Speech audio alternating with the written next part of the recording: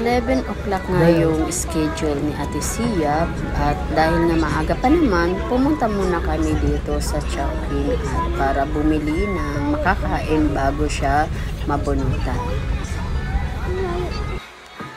At after ng ilang minuto, nandito na tayo sa clinic kung saan dito magpapabunot si Ate Sia.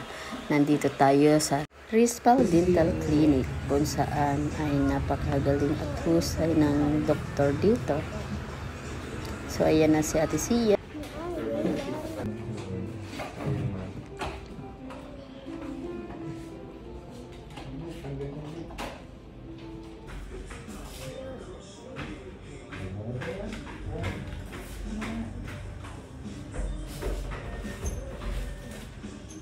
Mumugnas, mumug.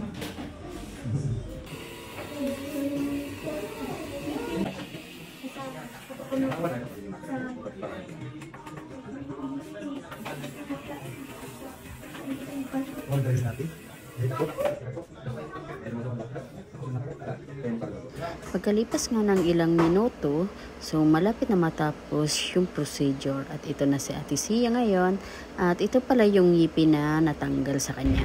Okay na, success na ate. Napakagaling. Ang tapang-tapang na babae. Gayon kang BMW ay. Bumili muna ako ang gamit para kay Tia dito sa South Star.